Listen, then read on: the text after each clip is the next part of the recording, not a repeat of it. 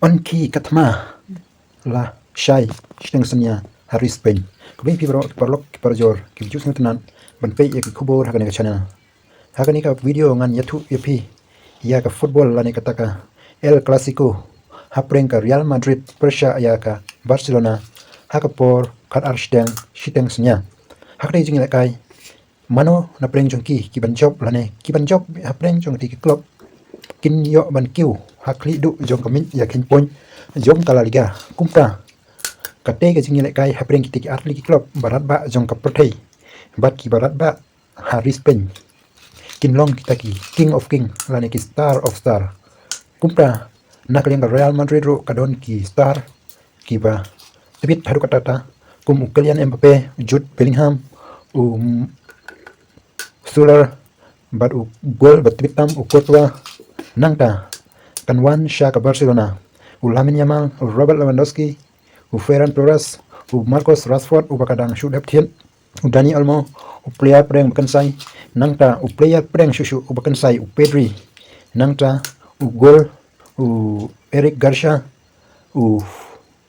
Ferran Torres Rafinha te kine pat kidik tim kibuan balai hadu bakat sau ka Villarreal kat nyau poin OM ka Real Madrid kadon mentah ka klip do jong kami yakin poin tak ka at pusau poin nang ta ka Barcelona arpa poin ka Villarreal kat nyau poin ka Atletico Madrid kan ru poin ka Real Betis kan ru poin ka Espanyol kan ru poin ka Elche kat san poin ka Atletico kat sau poin ka Sevilla kat lai poin ka Alaves kat at poin ka Royal Vallecano kat bi poin ka Getafe kat bi poin ka Osasuna kat 10 poin ka Valencia kat 9 poin ka Real Sociedad kat 9 poin kumta namar ka te jing lekai ka long ka ba yakai lani ka long ka ba haru tata kumta ki ba job ya ka te jing lekai tikna ba kinra no ya ka de la liga jong menta usnem arjar punru kumta lara job biang ka Barcelona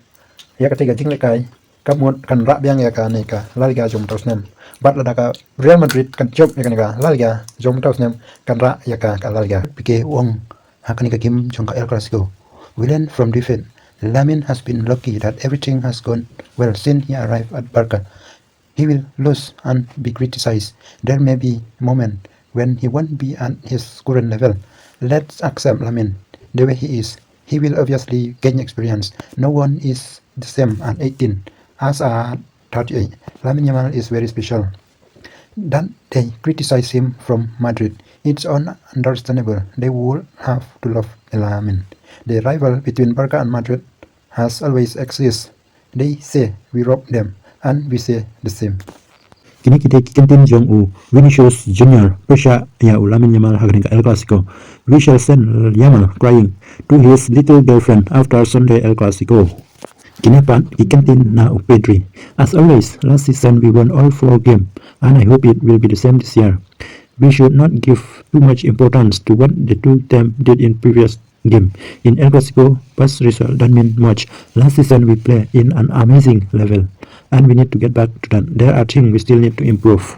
Ini pat kikentin na Jude Bellingham, midfielder jong ka Real Madrid. Hakane ka El Clasico. El Clasico is one of the biggest game in football. I watched them all as a kid. I play in a few now. I had some good moment and bad moment. It is an amazing match to play in, especially at home. We are really looking forward to it. Dahil tayo may pro-quiz, quiz, video.